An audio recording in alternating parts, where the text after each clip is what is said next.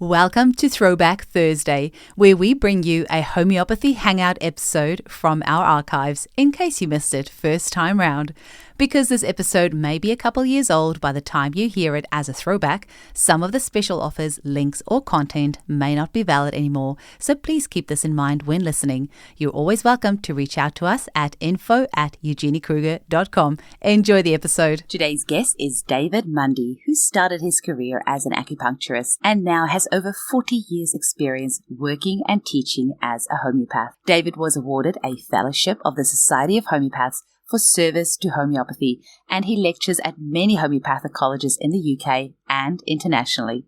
I personally enjoyed my chat with David today immensely because so much of the content that's coming across my path these days is about how absolutely everything we experience as human beings is simply a mirror of our internal world. And I really love how homeopathy is able to help us even on this deep level of consciousness. If you'd like to find out more about David and his work, you can visit davidmundy.org. That's DAVIDMUNDY.org. Thanks for listening. Welcome to the Homeopathy Hangout, where we discuss all things homeopathy from around the world. And now my mum and your host, Eugenie Kruger. Hello, homies, and a very warm welcome to Homeopathy Hangout. Today, we get to speak with the legendary David Mundy. Welcome to the show, David. Welcome. It's so lovely to have you on today. I had a few people suggest for a while to get you on the show, and I was so grateful when you said yes. So it's really lovely to have you on. And then you sent me a PDF of some of the things that you're going to be talking about today. And I'm like so excited. I feel like a little kid in a candy store, and I can't wait for you to start sharing your knowledge with our listeners. But before we start, you know the drill. Tell us a little bit about how you were first introduced to homeopathy. Well, when I was a baby, in fact, I was quite ill. I developed quite bad eczema after a smallpox vaccination before I went to Singapore because my dad was in the army. We had to go abroad, so I had the smallpox vaccine. And I developed this eczema, and I had the eczema for quite a long time. And then I developed asthma. As you know, they often go together when they're treated badly. And one night I nearly died from an asthma attack. I think I was about 18 at the time. I had to call the doctor out in the middle of the night. And so that was like a wake-up call. And I thought I'd better do something about my health, So I started to sort of research various health protocols and diet and so on. And I changed my diet dramatically because I'd always been interested in Eastern philosophy. I was attracted initially to acupuncture. And I found this acupuncture college and I enrolled and I did the course there. And I actually practiced acupuncture for about 5 years. But I became a bit frustrated with it because at the time, there was no way of developing it further. People weren't going to China at the time and so on. And it was a bit mechanical. People would come in and say, my knee hurts today. Can you fix my knee and everything? I felt like more like a car mechanic than a healer, So I was actually working as an assistant at the time. And I found this book on the bookshelf of the acupuncture I was working for. And it was Kent's lectures. So I just took it off the shelf and started to read it. And it was like one of those sort of light bulb moments, I just read a chapter and I thought, wow, this is amazing. So I said to a mutual friend, I just found this book. And she said, oh, I know a homeopath. His name is Martin Miles and he practices in London and he does evening workshops or courses. So I went along and met Martin and Robert Davison, and those two actually started the first homeopathic college in London many, many years ago, 50 years ago. I don't know how long it's been. And so I did the course there, and then I decided to switch. So I made the switch over a year or two, and I switched from the acupuncture to the homeopathy. And so that's what I've been doing for the last 45 years or so, doing homeopathy. There's a few homeopaths that have gone into homeopathy through the acupuncture route. I mean, Hilary Dorian is one as well. But, there's been a couple of others on the show. I just can't recall the names right now. But it's really cool how all of them say the traditional Chinese medicine and that acupuncture way of looking at the body has really informed their homeopathic prescribing. Do you agree as well? Yeah, this is true. I mean, particularly the idea of polarity. Because obviously acupuncture is full of polarity, yin yang and all that sort of stuff. And it's actually helped me in homeopathy because a person who needs a particular remedy can manifest in the complete opposite way to what you'd expect. For an example, if you read Kent's lecture on stramonium, It's basically a picture of a mad person, completely insane, going crazy, trying to kill people and all that sort of stuff. But the sort of typical Stramonian patient that we meet in our consulting room is someone usually who the violence has been done to. So they're actually the victim of violence rather than the perpetrator. So they come in and they're like terrified and they're looking like this, and they're not violent at all, but they've experienced the violence, In the same way, instead of having a fear of dogs, they actually might have a dog as a constant companion for reassurance, or they may even breed Rottweilers. So it's opposite side of the remedy. And I think that's where acupuncture has been very useful to me, to look at things in polarities. Oh, I'll never forget Julie Andrews, who was one of my lecturers in New Zealand. She had this client who was actually the child of a homeopath and who had already seen several other homeopaths. He was this big, bulky, rugby-playing, macho man. And none of what they prescribed for him helped. And then Julie just literally said to herself, okay, what is the complete opposite of what I'm seeing? And she prescribed pulsatilla for this guy, and he was cured. And that was the first time that I finally saw this idea of, oh, okay, it can look exact opposite. And of course, that can sometimes be the frustrating part of learning materia medica, because it can be, for example, saccharum, it can be extremely clingy or the exact opposite, or they can constantly suck their thumb or never suck their thumb in their life. Or and sometimes it's so frustrating. It's like, just make up your mind. It's like the remedy aurum. If you read Patak's Materia Medica on aurum, you see a very desperate person wanting to jump out of a window. But the typical aurum that we see is an industrious, hard-working, successful business person, hasn't reached that stage yet.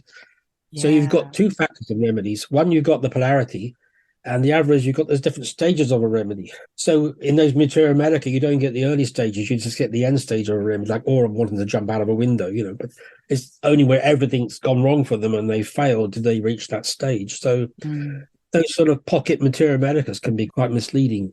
Exactly. But you've just segued us beautifully in what we're going to be talking about today, the mirror and the magnet. What does that mean? And how did you get to this idea? You've kind of alluded to that already. Yeah, well, quite a few years ago, I studied with a Israeli homeopath called Joseph Reeves, Reeves. I don't know if he's still around or not, but he came over to England for a few seminars. Jeremy Sher actually introduced him, and we used to go to these seminars. There's just a few of us. And Joseph introduced all these ideas. He introduced an David Mundy, for example, which he called the circle in those days. I think Misha changed the name of it. So he introduced the circle, which is all about elements and things. And then he talked about this hierarchy. I think I sent you a diagram of this pyramid where you have the will and the understanding at the top, and then you go through the various levels from refined to more coarse and to the body. So that really was based on Kant's philosophy. And of course, Kant was my first major influence when I first started to study homeopathy. So the whole idea of a human being consisting of will and understanding, I thought it was a much better model than, say, mind, emotions, and spiritual. The will and the understanding seemed to make a lot of sense of me. And the will, of course, as Kant says, is expressed in the loves and the hates. So that's the attraction and the repulsion. And we all have those. It's our preferences, isn't it? We love this and we hate that. And the patient comes and says, I hate this weather, I love this, and so on. What we call the loves and the hates. And Kant would say, well, a craving for sugar is a love for sugar expressed through the stomach. And then underneath that, he had what he called the understanding, which means one's perception of reality. So if you understand something, you have a clear perception. Like Hardeman says in the organon, if the physician clearly perceives what needs to be cured. So if that's not working properly, then we have delusions.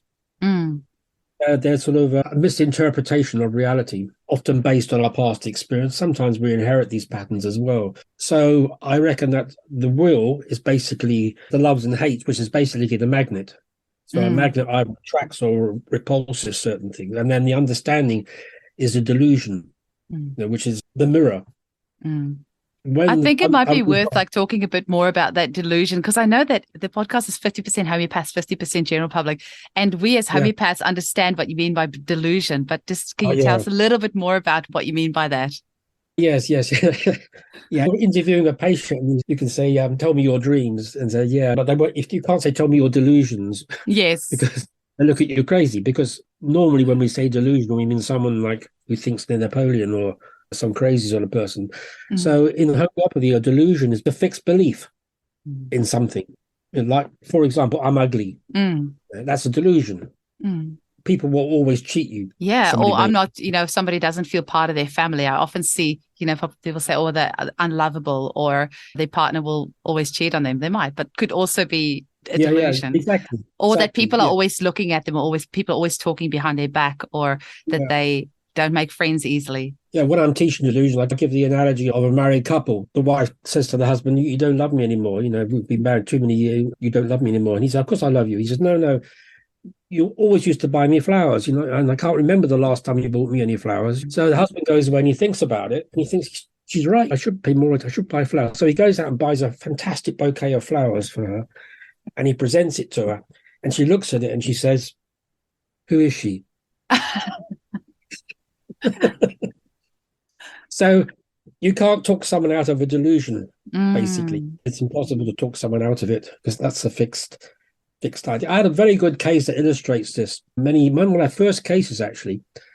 And there was a young boy, and he was brought to me by his mother because he was very violent, very aggressive, even to the extent that he would actually attack her physically. I think once he took a knife and went for her. So he was only 10 years old. She was actually terrified of him, very, very violent.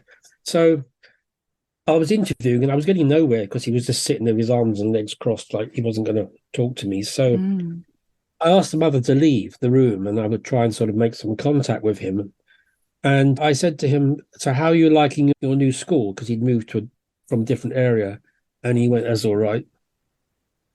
I said, well, is it all right or not? He doesn't sound too keen. He said, it's all right at the moment. So I said, oh, at the moment, you mean you don't expect it to last? He said, no, of course not. I said, what do you mean? So then he was really opening up then. He said, well, at the last school, any problems, I was always the one that got it. Anything in the class, any fights, the teacher would immediately look at me and say, what are you doing? Why are you starting this? He said, but these people, so-called friends of mine, they're punching me or something. And if I hit back, then the teacher sees me, and then it's my fault. So it's just like, how come it's always me? It's always me. It's always me. And he was, at night, he will always go into his mother's room. Unfortunately, she had a new partner at that time, so it was not very good for her, because his father had left, by the way. The parents had separated about 2 years before, and he was very angry at it. He was very angry at his mother, very angry at the father for the separation. And so the mother had a new partner, but every night he would be terrified in the dark and go in to his mother's room, and someone wouldn't leave her alone. And I noticed that he had a huge crack in the middle of his lower lip, like the Grand Canyon. It was like massive, and the mother was always putting the Vaseline and creams on it, but it just wouldn't. And it actually came around the time of the divorce, which I thought symbolically was quite interesting. Split left and right. So in the early days of my homeopathy, I mean, it was before computers even, and I just had my Kent's repertory. And I was always trying to minimize my rubrics, not to put too many rubrics in, because the more rubrics you put in, the more you come up with sulfur or lycopodium or whatever. So I put in, well, obviously he's got a persecution complex that people are always getting at me. So I put in delusions persecuted from Kent's repertory. And I thought, well, the other strange, rare and peculiar in this case is this crack in the middle of the lower lip because of its intensity. Intensity, by the way, is another factor in homeopathy. How strong is a symptom? I learned that from George Vathorkas when I studied with him. He said it's very important. He said, because fear of heights is very common. He said, but what if it's like a person can't even stand on a chair, or fear of spiders is common, but what happens if you show them a plastic spider and they faint or something like that? So I always say love of music, because I've got a lot of children in my clinic. So I always ask, does your child like music? And most kids do. But if the parent says he has to have music on 24/7, then the intensity is strong enough that you can take the rubric desire music or music ameliorates. Yeah, that's what I'm saying. Yeah. So I took this symptom, this crack in the middle of the lower lip, and it came up with 5 or 6 remedies only. And of course, Nat, Mu, and Pulsatilla came up. I thought, well, obviously, it's not those remedies, And Calc Carb came up, and China came up, and Drosera came up. So Drosera is a remedy, I think, has a lot of violence in it. Like the whooping cough, it's not a mild whooping cough. And it's violence in paroxysms, because they're not violent all the time. And this boy wasn't violent all the time, it was in paroxysms, So I thought, well, he hasn't got whooping cough, but this is on the mental plane. So let's try Drosera, And also I found Drosera had many rubrics about anxiety at night, fear of being alone at night, can't be alone at night, all the stuff he was showing about being with his mother. So it fitted the whole case. And so I gave him Drossel and everything was cured. He was completely settled into his new school. His Wow. violent, his crack in the middle of the lower lip went. It was like one of my early miraculous cures. It was a real carrot. You would just never think of Joshua for something like that. Wow, that is really cool. Was it under delusion persecuted as well? Yes, it's one of the main remedies. Oh, wow. Because if you think about it, you think about the source, because you've got this. It's a carnivorous plant, hey? Carnivorous plant, but emits this sweet, sickly, sweet smell that attracts all the insects to it. So in a way, it's pretending to be their friend. So they pretend to be my friends, but they're not really my friends, So it attracts the insects and the fly, and as soon as they land, they can't get off. And then it eats them, So it's, by analogy, it's quite a similar idea, Very, very cool. And how do you, talk to us a little bit more about this mirror. And I've recently had Yanita Vanima on the show as well, who's the developer of the Present Child program, which I just mentioned to you before we started recording. And she talks about how our children are our mirrors and how we're each other's remedy, and how the things that we perceive in our kids are really the things that we need to heal in ourselves. But you talk about this on an even wider spectrum, where everything that we're perceiving. Yeah, everything's a mirror. I would say everything is a mirror. Everything in the world is a mirror, because we attract certain things. Obviously, people get into one bad relationship after another. How come this is happening? In psychology, they call it a pattern, It's attracting these certain things. So I've seen people actually, it's almost like we're trying to find our remedy. I'm trying to find my remedy. And if it's a sea remedy that I need, by some strange instinct, you're actually attracted to the sea, and you go in there and you go take up scuba diving. I've had patients like this who've needed sea remedies. They are attracted to the sea. They're looking for it. They're actually looking for it. So it's like, I'll just tell you one more case, that one of my favorite cases of all time. And this was again fairly many years ago.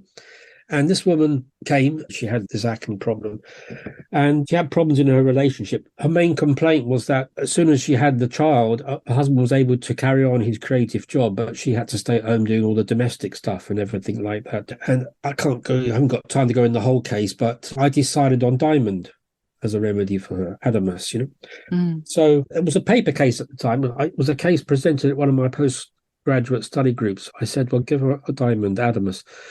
And so she was given adamus, and it was a miraculous cure. And I said, well, can you get her to come back on video? We'll just video her, and if she's willing, And so she decided to come, and she sat down and she said, my life's been transformed. But I'll tell you what happened. She said, my homeopath sent the remedy, but I didn't take it immediately, because I don't always take it immediately. I just put it on the mantelpiece and wait for the right time to take it. But I suddenly had this idea that I needed to do a guided meditation, something I've never done before.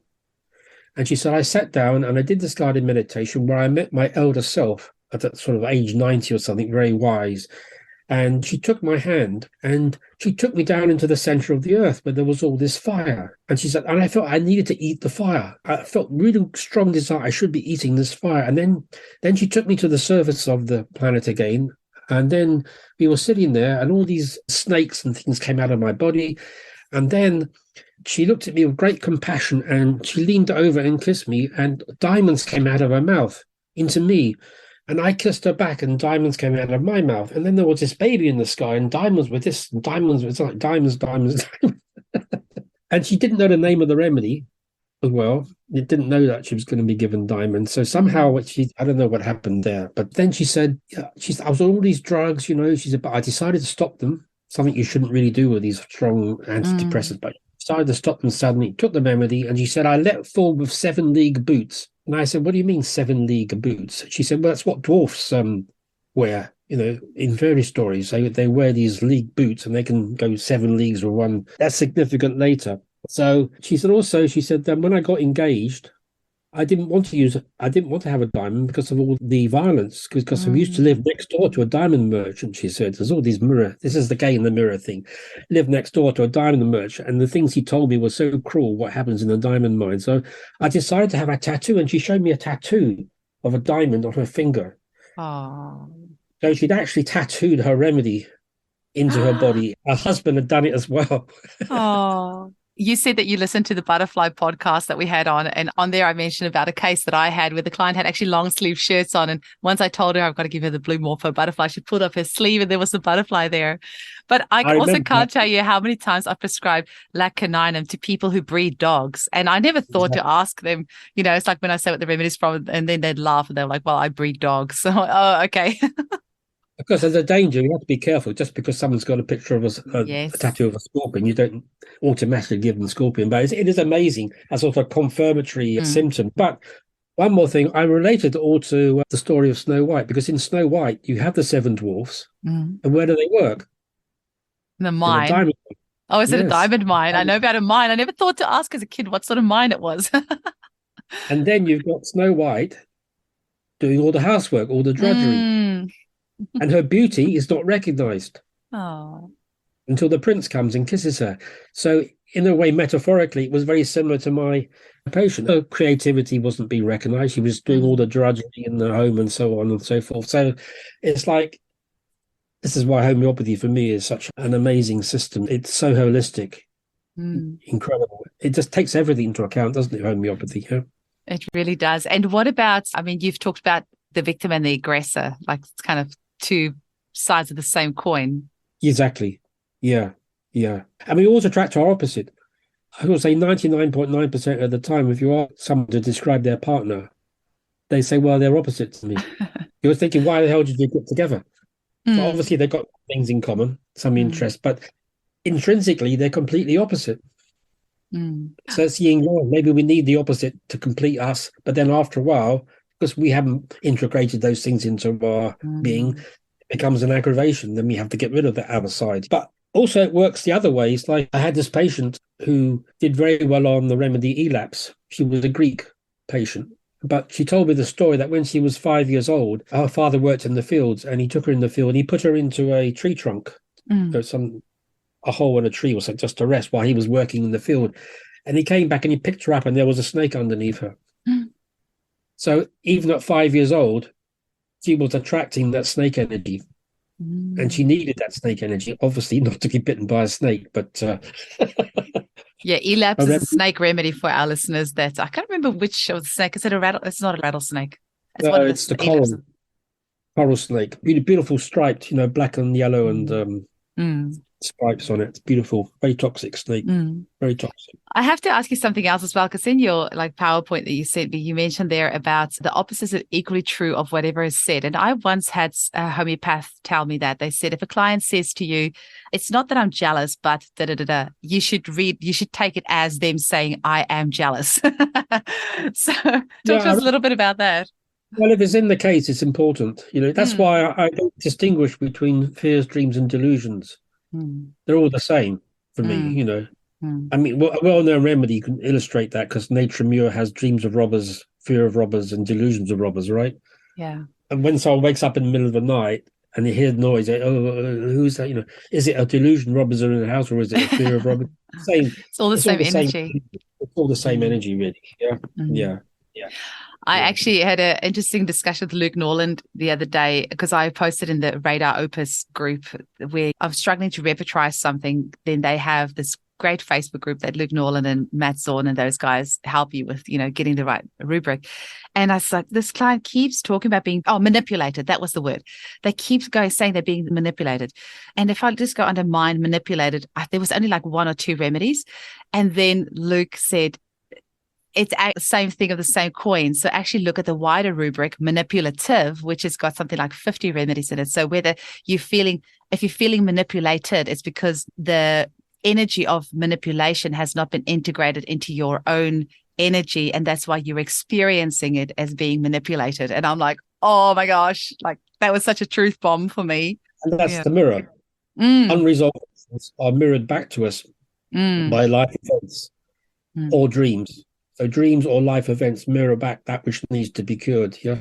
Yeah, I was happy about that, because there was only one remedy, which was electricitas under the rubric mind manipulated, but under mind manipulative, there was, like 50 remedies for me to look at. And that made a lot more sense then. It can also be deceitful. True. I had this case many years ago. He was a retired professional soldier, and he was in the army for many years. And then and he did a lot of fighting, and then he retired, but he became a mercenary. So he carried on fighting, and then he retired. And within a few months of retiring, he developed an aggressive cancer. And he said, this cancer, he said, it's not going to beat me. I'm going to fight it to the end. So I thought, this guy's got a delusion. He's a soldier. And he was a soldier. He lived out his delusion. And when he couldn't fight anymore, his body produced a disease that would allow him to carry on his delusion, which was to fight everything. And then he said, once in the war, he said, we were fighting away. And then he said, there was an explosion near me and my corporal was shot in the throat. We were buried alive and I was covered in blood. And he had gallbladder problems. And all his symptoms rapidized out to chelidonium, just on a purely simplistic way, chelidonium. And I looked up chelidonium and I found delusions see soldiers, or delusions seeing a soldier shot, delusions buried alive and covered in blood. It was like all there in the chelidonium story. It's almost like he'd read the remedy before he was incarnated and decided to be that remedy. I think that's one of the best parts of our job. When you have a case like that satisfaction of reading in the Materia Medica and seeing that all there and learn, and after you saw that, David, you would never look at chelidonium the same way ever again. Hey, once you have a case like that and it's cemented in your brain, that client and that case is always stuck there. I have a few like that as well, where it's just beautiful. I was experimenting on myself recently. I shouldn't do this, but I took hawk, buteo, okay? I took it. Hawk, the remedy made from hawk? Yeah, from hawk, yeah. So I go into town to a coffee shop and I leave my bag in the coffee shop, a computer bag. I know. Fortunately, it was empty. There's no computer in it, but I left my bag. I didn't realize until late that night. And I said, oh my God, I left my computer bag. And so anyway, fortunately, someone had picked it up and it was safe. So I thought, I wonder what this has got to do with buteo. So I looked it up and it said, dreams of losing a bag. Oh, no. One remedy. That's why I take my hat off to provers, people who prove remedies, because you just don't know what's going to come up for you.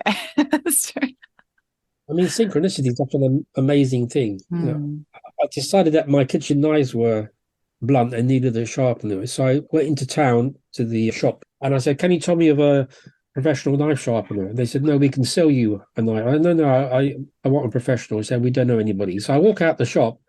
Opposite the shop, there's a church and a churchyard, and I see a van with the back open. And I walk over and I said, what are you doing? He said, I'm a professional knife sharpener. I said, you're just the man I'm looking for. What are the chances of that? I know. And then 2 days later, I'm in the car with a friend of mine and we're discussing flying. And I said, back in the 60s, this sort of package tours, they just started because people couldn't afford to fly until a guy called Freddie Laker came along and sort of started the whole sort of cheap flights to Europe thing, And she said, oh, I met Freddie Laker once. I shook his hand, which already is sort of a strange coincidence because he's not talked about very much, this guy, unknown guy. So we go to the pub and we're sitting there having a drink. And this guy comes out the pub, walks towards us with a T-shirt, and it had Freddie Laker Airlines on it. Oh, my gosh. So we live in a magical world, but most people don't see it. Well, I've started tapping into that magic, and I've actually used it to my advantage because I am so overwhelmed with so many different things that I have to do with the podcast, and my clinic's super busy, and I have 4 homeopathists on my team, and I have hundreds of clients, and I've got 4 staff, and I've got 2 VAs, and we've got I've got a gazillion books and a gazillion courses that are sitting there waiting for me to read and learn, which I constantly do because I know that the answer for each client is out there. And I've actually gotten to this point now, David, where I don't stress about any of that anymore. And I just know that synchronicity will mean that the thing that I need to do right now will be at the forefront. So something will happen and then we'll be like, okay, this is what you need to do now. And this is what you need to do now. Exactly. I've kind of surrendered to the fact that what is for me will present itself. So the thing that I need to focus my energy on is what will be in front of me right now. And that's really helped me a lot the last few months getting through my workload and just trusting if I'm meant to remember it or do it, and enough things will come up and remind me to do it. And if there is a specific client that I'm struggling with, the course of the book that I need to read to help that client will be the one that's in front of me. So Absolutely. yeah. Absolutely. Sometimes when I'm struggling with a case, I realize I'm struggling. And so I just sit back and I thought, okay, I give up. Yes. And then somehow something might happen then, when you give up. There's magic in surrender. I saw one as you were reading through your notes, the PDFs, the PowerPoints that you sent through. I think you wrote something there about kind of surrendering to the case. I have that as well. Like sometimes I'm literally sitting there and this person is talking to me and I'm like, I have no idea what remedy to give you. Exactly. And now that I recognize that, I surrender. And once that surrender comes, that flow can happen. And that's, we call it intuition, but it's not intuition. Like it's 4 years of study plus loads of professional development and courses and other cases that culminates into what we call intuition. Yes. Which will then come up. Your patient may need a remedy that you know nothing about. Exactly.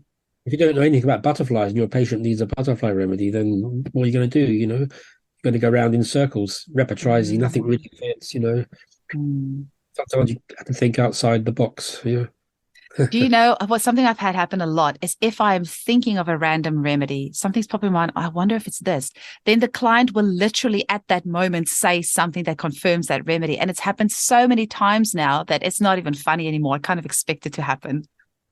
I have a little game I play because I send out a questionnaire before patient comes and they fill in this questionnaire. It's on my website, check it out. So they have this questionnaire and I try and work out their remedy from the questionnaire. And I would say 99.9% of the time, the remedy I come up with is not the remedy they need from the questionnaire.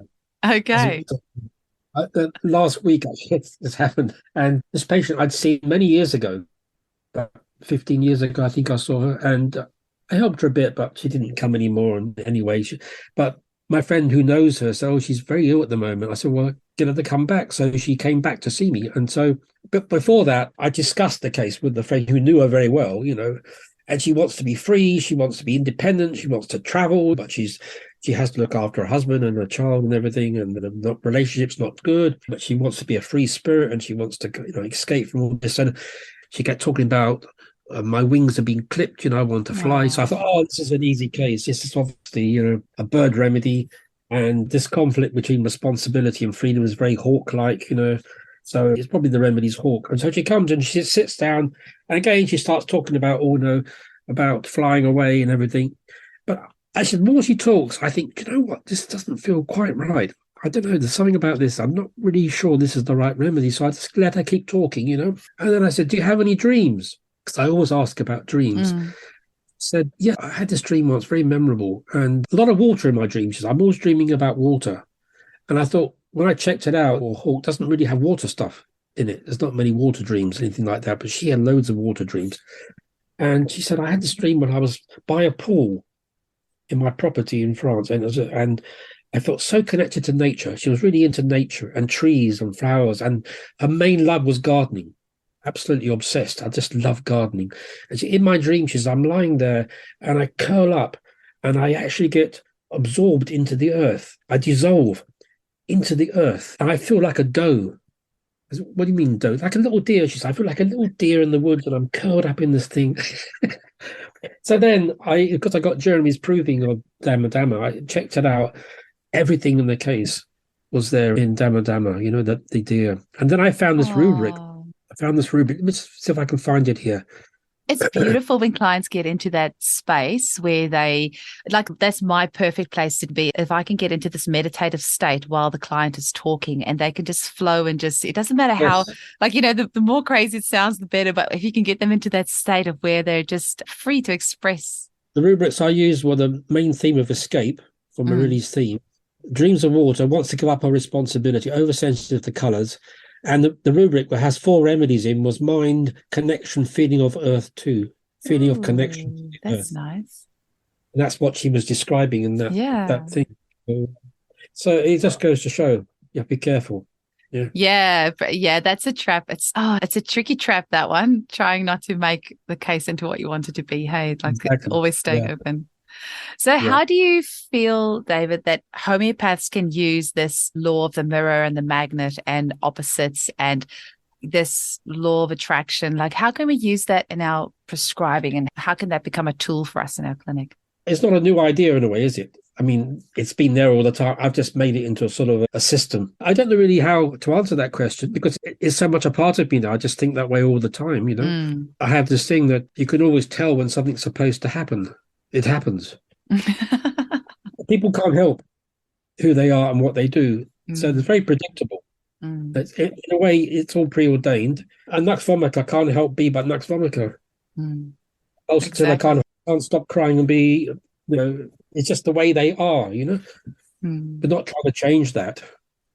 It's like the scorpion and the frog, scorpion and frog story, isn't it? You know, you've heard that. No, tell me. Well, it's a great story. It's like the scorpion wants to cross the river, you know, but it can't swim. So it sees a frog there and it says, "Can I hop on your back and can you take me across the river?" And the frog says, "No, no way, scorpion, because you've got a nasty sting there and you're going to sting me." And so the scorpion says to the frog, "Don't be silly. If I sting you, we'll both die, you know, we'll drown." So the frog sees the logic of this statement and so allows the scorpion to climb on its back, and they get halfway across the river when the frog feels a terrible sting in its back as the scorpion stings it. And then the frog cries out, "Why did you do that? We're both going to drown." And the scorpion says, "Yeah, I'm sorry, but I can't help it. It's in my nature." Yeah. So just being aware of your clients going to express their states no matter what. And that's why I always say, like I feel with my clients, it doesn't really matter what they tell me. They can really talk about anything because it's going to be expressed. Yeah. Just this week, I actually had a client and I was thinking literally black delphinum, the remedy made from the milk of a dolphin, popped into my head as a remedy for her. But just before that, she was sitting still for a while and she was like trying to think of how to explain it. And then she said out loud, "Actually, I'm just going to say it how it is because I know that the way that I express myself is important to you. So I'm not going to try and change the word that I was going to use to say to you." So it was interesting that she was aware of that. And then she said, "I felt like a fish out of water," just as I was thinking of Black Delphino. And I was like, "Oh, that's really cool that you thought that you said that." And interested to hear, you know, how she goes. And she did the hands. I was talking about fun and having fun and did the hand signals. And I just thought that was quite a clear one. And then she said, "I felt like a fish out of water." And I was like, well, now I have to give you this remedy. Yes. Well, there's a caveat here. You have to be really careful because especially, you know, when students in the first, second, third years, they hear all this stuff, but you need to get the basics. Yeah, in absolutely. Homeopathy. You've got to have the modalities, the generals, and all this sort of stuff. You really have to know this stuff. You can't just, otherwise you start prescribing on all sorts of things. It doesn't work that way.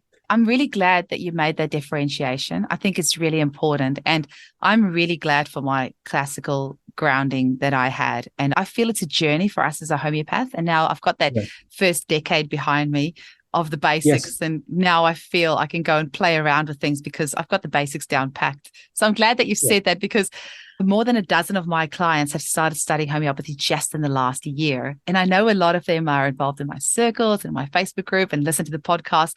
And a part of me is thinking, I hope they don't just jump into that straight away. Because if you don't have those basics right, you're going to get lost pretty quickly. It's like, you know, Rajan Sankar introduced a sensation method some years ago, and there were even sensation methodologists springing up, you know. It's like, it's a fantastic system, but you have to understand that Rajan is rooted for years in basic classical Hahnemann and Bowenhausen homeopathy. He's got all that stuff done, you know. This is something in addition to that. It's not instead of that, you know. And every case is different. When you sit down, you don't know what sort of patient you're going to get in front of you. You can't apply a sensation method to every patient. It doesn't work. Can I tell you a little story? Is that the first homeopathic college I trained at, it was the first time that they had started a degree program, and the homeopaths who did the training then, it was actually naturopathic college, and then they had this, you could do a Bachelor of Natural Medicine specializing in homeopathy. And they only taught sensation methods. So for my first 2 years, that was all we were taught. And then I got pregnant and I would have had to finish my degree that year. And I didn't want to put my newborn baby in full-time care. So I was forced to go to a different college, which is where I found the New Zealand College of Classical Homeopathy. And I got a recognition of prior learning and went on there. It's really interesting is that they teach classical homeopathy, and none of that qualified from that first college that I was at have actually gone on to continue practicing homeopathy. And I think it was a big letdown that they were only taught sensation method, not the basics of classical homeopathy. I've never mentioned that on the podcast before because I have to be a little bit careful, but I really think that was the downfall. And I'm so grateful for what happened. Initially, I was really annoyed because I would have had my qualification after 3 years. Now I had to study an extra 4th year. So it was more money, longer time. But I am so grateful because I don't think I would still be practicing if I had carried on with the first college. So glad you've made that distinction. Yes. Like it's good to have someone like Mansour on to show you the other ways of doing homeopathy. Yeah. Yes, we mentioned him quickly on the podcast. I'm really sad that there wasn't a longer show, but there was I think a time thing. And so he arrived for the interview half an hour late, and I had some, people on the hour every hour, so we couldn't talk longer, which was why that episode was like bang, bang, bang, bang, bang. But I mean, he's doing some really interesting work out of Pakistan. I didn't work like that myself because I'm more interested in the more esoteric side of homeopathy as well. But I think it's an important part of homeopathy that shouldn't be neglected. Definitely. Yeah, definitely. Well, David, it's been wonderful chatting with you. Is there a final message that you want to leave our listeners with? And can you tell them how they can get hold of you? Yes, there's my website, which is www.davidmundy.org, and my email, david@davidmundy.org. Contact me. These days, I'm only doing Zoom appointments.